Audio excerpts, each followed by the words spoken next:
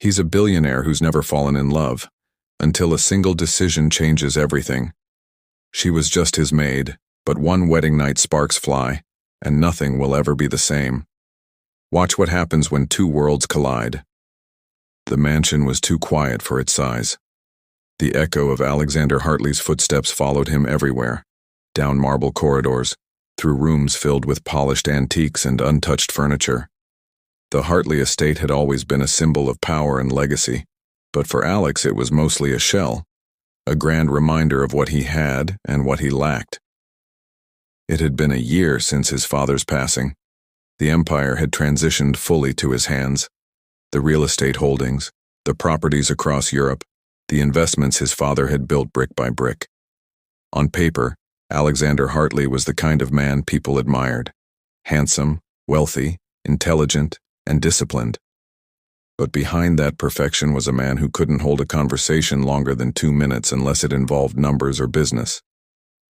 Every attempt his mother and sister made to introduce him to the right woman ended in disaster. He'd sit across dinner tables from women who spoke effortlessly about art or travel, while he'd stare into his drink, trying to find the right words. The few times he tried to compliment them, it came out awkward and robotic. By the end of the evening, there would be polite smiles, forced laughter, and that subtle look, pity. He wasn't rude, just absent. Conversations slid off him like rain on glass. Sometimes even he wondered if he was broken. At night, he'd return to his penthouse overlooking London, pour himself a glass of scotch and stare at the city lights. He'd watch couples walking along the Thames below, laughing, holding hands, and he'd feel a quiet ache in his chest he could never quite name. And so the days repeated: home, office, and back, quiet meals, polite greetings from staff. Silence. Charlotte's laughter filled the family dining room that Sunday afternoon. She was radiant, wedding excitement glowing off her like sunlight. "So, Alex, please don't tell me you'll be showing up to my wedding alone again. You'll scare my guests away with your silence." Alex glanced up from his plate, one eyebrow raised. "I'm not that bad." "Oh, sweetheart, you are," Margaret teased lovingly from across the table. His mother, elegant as ever in a cream blouse and pearls, smiled knowingly. "Last Christmas you barely spoke 5 words to poor Evelyn Turner." "I didn't have much to say," Alex muttered. Charlotte leaned forward, elbows on the table. "Then find someone worth talking to." "I mean it. You are not walking into my wedding without a date. It's my big day, Alex. You'll ruin the balance of the photos." Margaret joined in, pretending to scold him. "If you show up without a date, you might as well stay home." Laughter erupted around the table, light, teasing, but Alex only smiled faintly. He knew they meant well, but their words echoed long after lunch ended. As he drove home that night, Charlotte's voice replayed in his head. "You'll ruin the photos." He wasn't offended. He just didn't know who he could possibly bring. Ethan had known Alex since university, the only man who could ever make him laugh freely. They met for drinks at a quiet rooftop bar overlooking Piccadilly, where Ethan noticed his friend's distracted expression. "So, Charlotte's wedding coming up. You bringing anyone, or should I send you a date from one of those agencies?" Alex gave him a sharp look. "Agencies, you know, those fake date services. You hire someone to pretend to be your girlfriend for an event." Ethan chuckled at Alex's horrified face. "Relax, I'm joking. Mostly." Alex's frown deepened, but his silence made Ethan pause. "Oh God, you're actually thinking about it." "I'm not," Alex said quickly, though his tone lacked conviction. "I just don't want another awkward dinner, or 1,000 questions from my mother." Ethan shrugged. "Then bring someone unexpected. Someone who won't care about your money or last name. You just need warmth beside you, mate. Someone who makes you human for a day." The idea embarrassed him. The thought of paying a stranger to play pretend. Yet, as the night wore on, and the city lights flickered below, a quiet thought lingered in his mind. Maybe Ethan wasn't entirely wrong. Friday evening. The air was cool and damp after rain. Alex stepped through the front doors of his mansion, loosening his tie. The faint scent of lemon polish greeted him. Lydia's doing as always. She appeared from the hallway, wiping her hands on a folded towel, her expression gentle and professional. "Welcome back, sir," her American accent soft and warm. He gave a small nod. Usually that would be the end of it. He'd retreat upstairs and she'd finish her duties quietly. But tonight, something made him pause. The light from the chandelier caught her skin, deep brown, luminous. Her curls were tied in a loose bun, a few strands framing her face. She wasn't wearing makeup, just simplicity, natural, graceful, alive. For a moment, he simply looked at her. "Sir?" she asked, her brow slightly furrowed. He cleared his throat, heart thudding with unexpected nerves. "Lydia, may I ask you something a bit unusual?" Her lips twitched with curiosity. "Unusual how?" "My sister's wedding is in 2 weeks. She insists I bring someone, and I was wondering if you might come with me." She blinked. "You mean as my date?" He finished quickly, awkwardly. "Just for the day. Only because my family, He trailed off, realizing how ridiculous he sounded. Lydia stared at him for a long moment, then smiled in disbelief. "You're serious?" "I am," he said, his voice steady now. "I wouldn't ask if it weren't important. I'll handle everything. Travel, dress, accommodations. I just need someone I can actually stand being around." Her laugh was soft and genuine. "That's the most unusual compliment I've ever received, sir." He managed a small smile. "Is that a yes?" After a long pause, she sighed lightly. "All right. If it'll help you survive your sister's wedding, I'll do it." Over the next few days, Lydia found herself second-guessing her decision. What would people think? A housemaid pretending to be the billionaire's girlfriend. But Alex was kind, almost gentle, when he spoke about it again. He insisted it wasn't about image or gossip, only about surviving the day peacefully. "My family just wants to see me with someone," he said, looking almost apologetic. "I promise it's only for show." Lydia smiled reassuringly. "Don't worry, Mr. Hartley. I understand."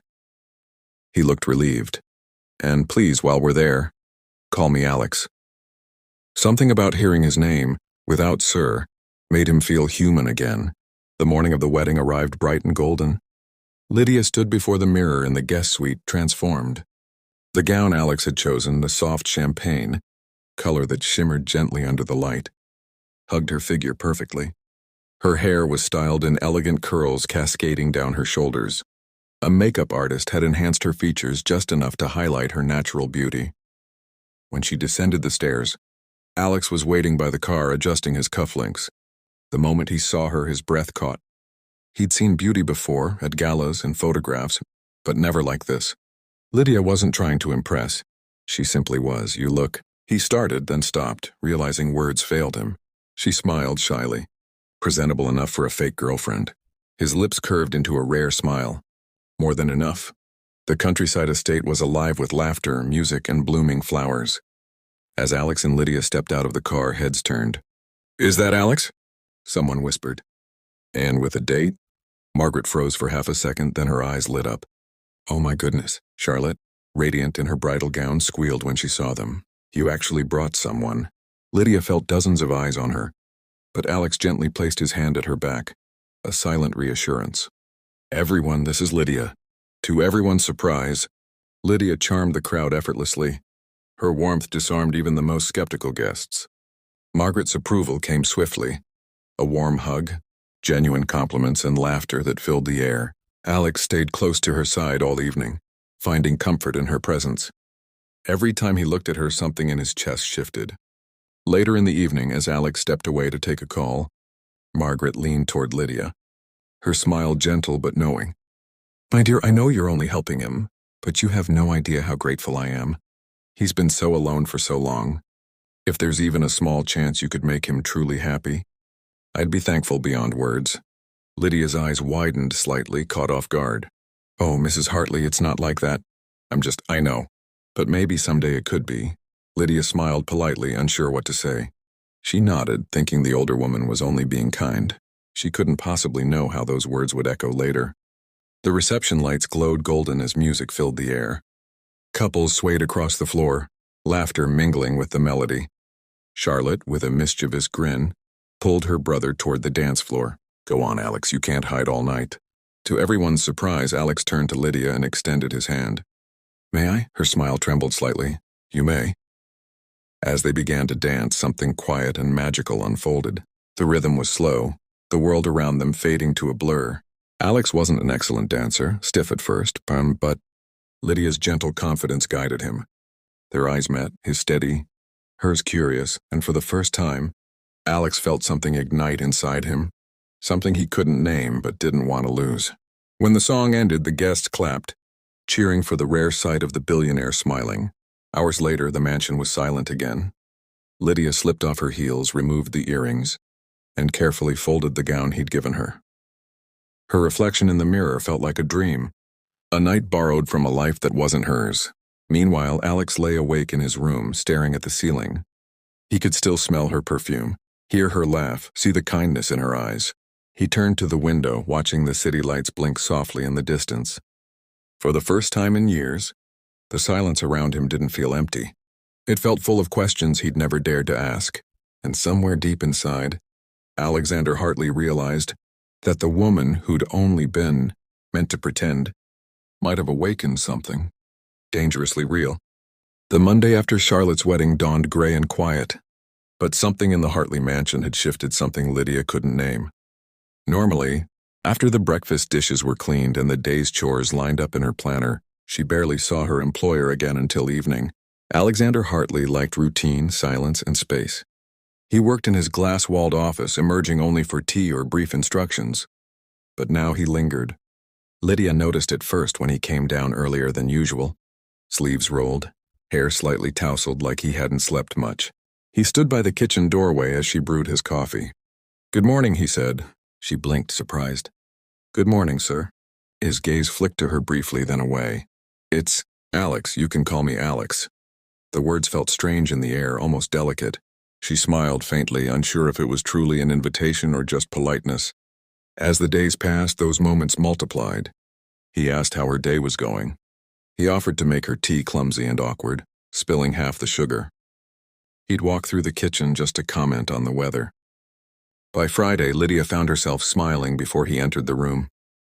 The house, once cold and cavernous, began to hum softly with something she couldn't define. Not romance yet, but warmth. And for Alexander, that warmth was terrifyingly addictive. He found excuses to pass her in the hallway. When she laughed at one of his self-deprecating remarks, it was like sunlight breaking through years of fog. He didn't understand it, how someone so simple, so unpretentious, could make him feel seen in a way that money never had. A week later, Margaret Hartley arrived unannounced, as she often did. Alex was in the living room, laptop open, when his mother swept in tall, elegant and still glowing, with the quiet authority of a woman who had once run half the company beside her late husband. My goodness, you're home early, she said with an approving smile. And you look well. Alex chuckled nervously. Do I? Yes, less like a ghost. She brushed invisible lint from his shoulder. I think that wedding did you some good. Lydia entered then, carrying a tray of tea and biscuits. When Margaret saw her, something softened in her face, recognition, perhaps even quiet hope. Lydia, dear, she greeted warmly. So lovely to see you again. Lydia smiled. It's good to see you too, ma'am. They exchanged polite conversation, but Margaret was watching closely, not just Lydia, but the way Alex's eyes followed her movements, the faint lift in his voice when she spoke.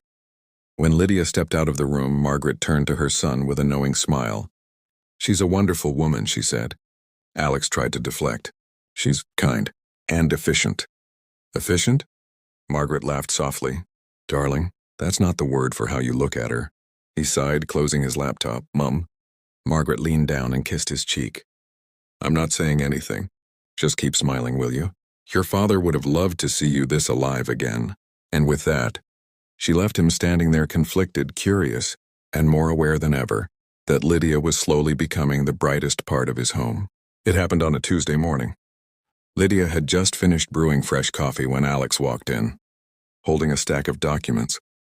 The house was unusually peaceful, sunlight filtering through the tall windows. She turned too quickly and her elbow nudged the pot. In a blink, coffee splashed across his papers, rich brown stains spreading over crisp white pages. "Oh, no, sir, I'm so sorry," she gasped, rushing for a towel. "I wasn't looking." He blinked at the dripping papers, then at her flustered expression, cheeks flushed, curls falling from her bun, and then to her utter shock he laughed. Not a polite chuckle. A real unguarded laugh, deep and genuine, echoing off the marble. Lydia froze, towel in hand. "You're laughing?" He tried to catch his breath. "It's just the board reports. I hated them anyway." She let out a nervous laugh too, relief flooding her chest. For the first time since she'd met him, he looked like someone her own age, boyish, free, alive. Something inside her fluttered. He noticed it too, that spark between apology and laughter, and though neither said a word, the air seemed to hum quietly between them. The rain started in the late afternoon, gentle at first, then furious. The storm rolled in with thunder and the scent of wet earth. Lydia was in the kitchen drying dishes when the lights flickered. Alex appeared, sleeves rolled up, holding a candle. "Power's out. Looks like we're trapped," she said, smiling faintly. He joined her at the counter, both of them lit by warm candlelight. The air was heavy with rain, but inside, the world felt intimate, sealed off. They sat by the window with tea, watching droplets race down the glass.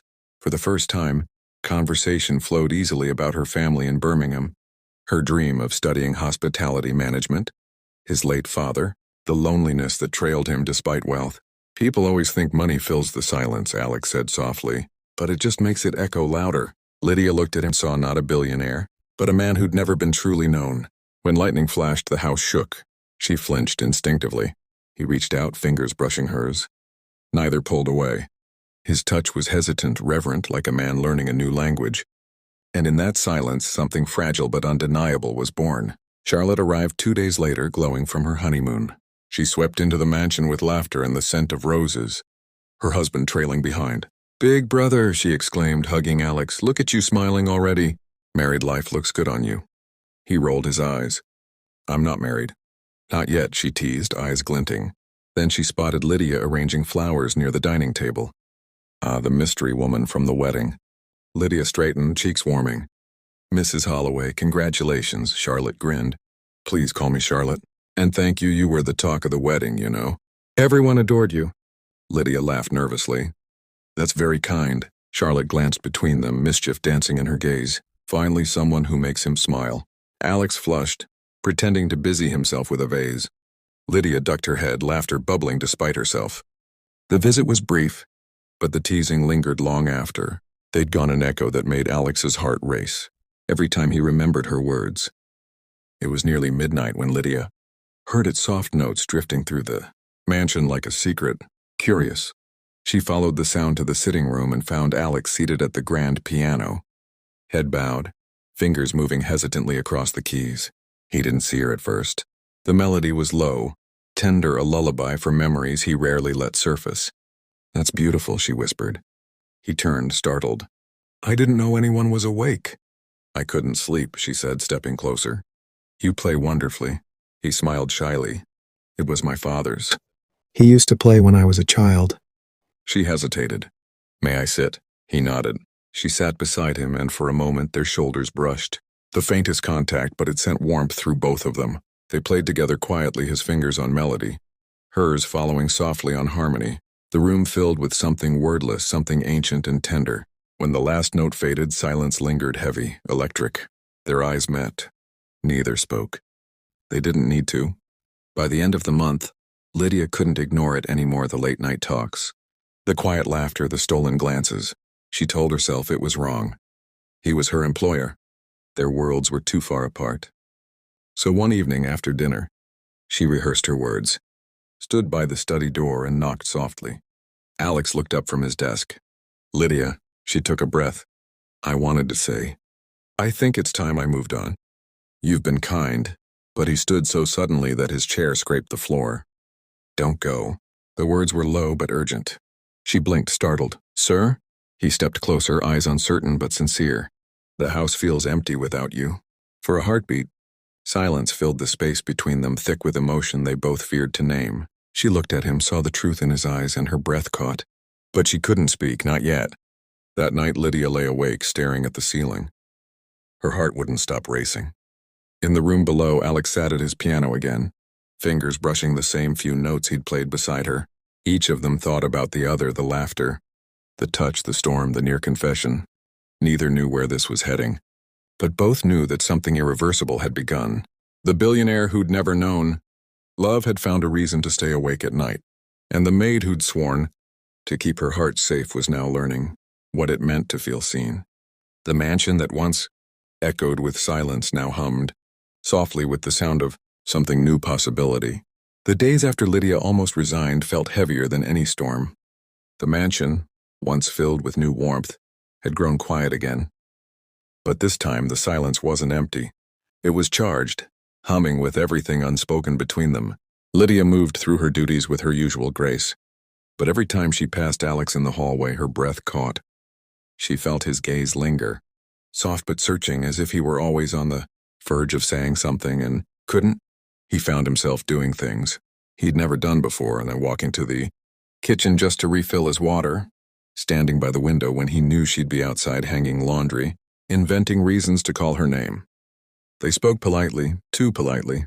"Good morning, Lydia. Good morning, sir." And that was it. Yet beneath the calm, their emotions tangled and deepened. Every glance was a story, every silence a confession neither dared to voice. At night, Alex replayed her laughter in his head, her gentle voice, the way she touched the rose petals in the garden, as though the world itself deserved tenderness. He didn't know what to do with the ache inside him, this quiet, relentless wanting that both thrilled and terrified him. And Lydia, in her small upstairs room, tried to remind herself that this could never be real. He was a billionaire, her employer, her world's opposite. But still, her heart betrayed her every time she saw him smile. They were two people bound by silence, each afraid that speaking might break whatever fragile magic had grown between them. Margaret Hartley arrived on a breezy Wednesday afternoon, bringing with her the faint scent of roses and an air of knowing calm. Lydia welcomed her warmly as always and poured tea in the sitting room. Margaret's eyes, sharp yet kind, noticed the tension immediately, the way Lydia avoided Alex's gaze, the faint hesitation in his voice whenever she entered the room. They all sat together for a polite chat about business and the upcoming charity dinner, but beneath the surface, something else pulsed, something Margaret recognized easily. When Lydia excused herself to fetch more tea, Margaret turned to her son. "Alex," she said softly, "do you know what I see?" He looked puzzled. "What do you mean?" She smiled. "You, the way you look at her. You're your father's son, cautious to a fault. He almost lost me once because he couldn't admit what he felt." He frowned slightly, glancing toward the door Lydia had just passed through. "I don't know if she feels the same," he murmured. Margaret reached across the table, her touch gentle but firm. "You'll never know if you keep hiding behind your quietness. Don't lose love by overthinking it, Alex. It doesn't come twice for everyone." Her words landed like truth spoken from experience, not pressure, not expectation, but love. Alex sat still long after she left, his heart pounding with realization. Maybe he'd spent his whole life avoiding risk, avoiding emotion. But with Lydia, silence hurt more than fear ever could. The next afternoon, sunlight stretched golden across the garden. The air smelled of roses, freshly watered earth, and spring. Lydia knelt among the flower beds, trimming stems with practiced care. She loved the garden. It was where she felt free, surrounded by life and color. She didn't notice Alex at first, watching her from the terrace. His heart clenched at the sight, the way she hummed softly under her breath, her curls glowing in the light, the serenity that came so naturally to her. Finally, he walked toward her, unsure of what he'd say. "Those roses look healthier," he said awkwardly, crouching beside her. Lydia glanced up, smiling faintly. "They just needed pruning. Some things bloom better after you cut away the old parts." He nodded, unsure whether she knew how perfectly those words described him. They worked side by side for a while, their hands brushing over thorns and petals. The silence between them felt different this time, not heavy but waiting. When his fingers grazed hers over a rose stem, he didn't pull away. Neither did she. He looked at her, eyes unguarded, voice trembling but steady. "Lydia, I've never known how to feel. Not really. My life has always been about numbers, meetings, expectations. I never learned what it meant to care about someone until you. She froze, heart racing, eyes locked on his. I don't expect you to feel the same, he continued, voice low, almost breaking. But when you're here, everything feels right. The house, my life. It all makes sense when you're in it. Lydia's throat tightened. She wanted to speak, but her words failed. The truth was simple and terrifying. She'd fallen too. The garden around them seemed to fade into stillness. A soft breeze brushed between them as if nature itself held its breath. She turned to him slowly, uncertainty in her eyes. Alex, we come from such different worlds. You don't need to say this, he stepped closer. I do, because it's the only thing that's ever felt honest. Her resistance melted under the quiet sincerity in his voice. There was no grand declaration, no sweeping music, only the gentle truth between two hearts finally brave enough to meet. He reached up, brushing a loose curl from her face. His touch was hesitant, reverent, the way someone might touch sunlight for the first time. Tell me if this is wrong, he whispered. It's not, she said softly, and then he kissed her. Slowly, tenderly, as if afraid to shatter the moment. It wasn't a kiss of passion or haste. It was discovery. The taste of new beginnings. The meeting of two souls who had lived too long in silence. When they pulled apart, Lydia's eyes glistened. Alex's hand lingered on her cheek. I've never done that before, he said quietly, almost shyly. She smiled, tears threatening. Then I'm honored. The garden, awash in sunlight and petals, seemed to bloom brighter around them on the world itself, bearing witness to their first moment of truth. When Margaret and Charlotte heard of their growing closeness, the response wasn't shock or gossip, and it was joy. Margaret called first, her voice warm through the phone. I'm so happy for you. Darling, truly, Lydia is wonderful. She brings out the best in you. Charlotte visited soon after, teasing as always. I knew it from the wedding. The way you looked at her. Oh, you were gone from the start. Lydia blushed at every compliment, humbled by their kindness. She had feared judgment, whispers, maybe even quiet disapproval, but instead there was nothing but acceptance.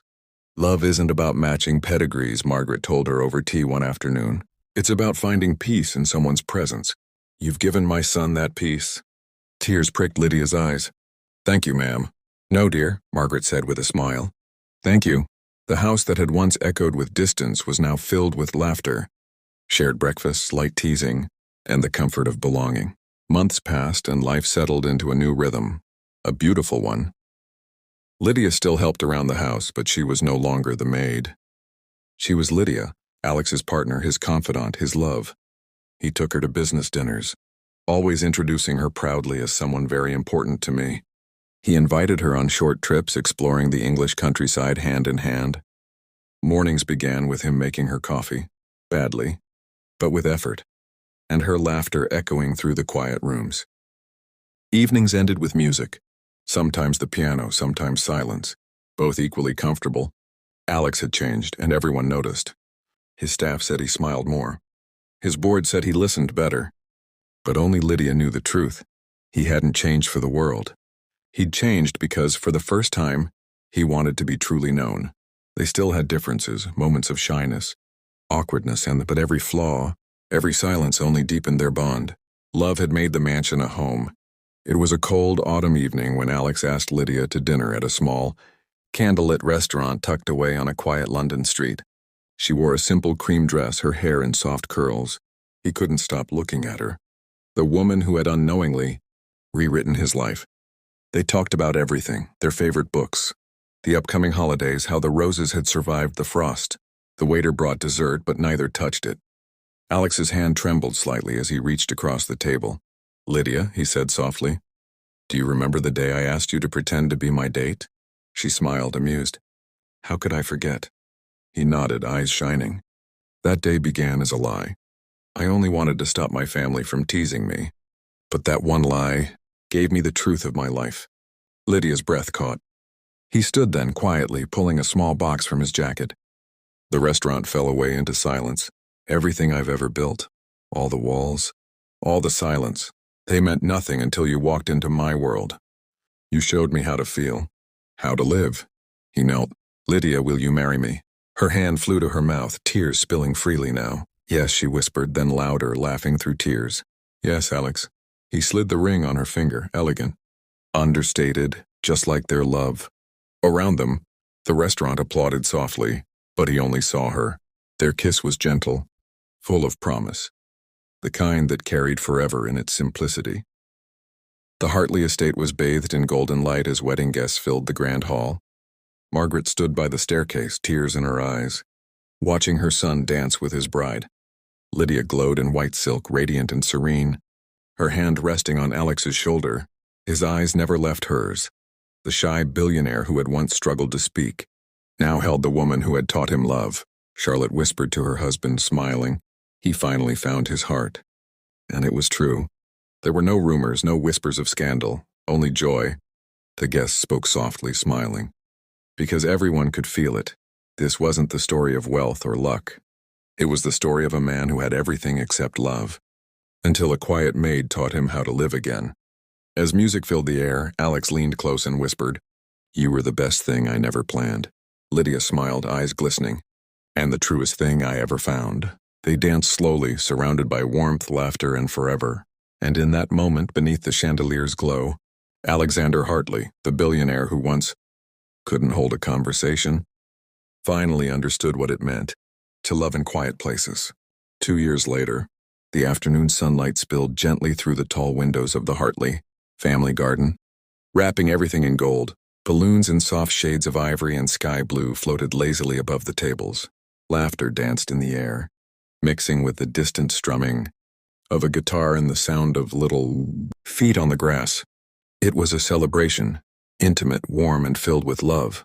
Their son, Jaden Hartley, had just turned 1. Alex stood near the table, cradling the boy in his arms. Jaden's small fingers tugged at his father's tie, drooling happily as he babbled nonsense. Alex couldn't help laughing, a deep, genuine laugh that seemed to come from somewhere new, somewhere soft. "Careful, little man," he said with mock sternness. "That tie costs more than your entire wardrobe." From behind him, Lydia chuckled, setting down a tray of cupcakes. "And yet I'm sure he'll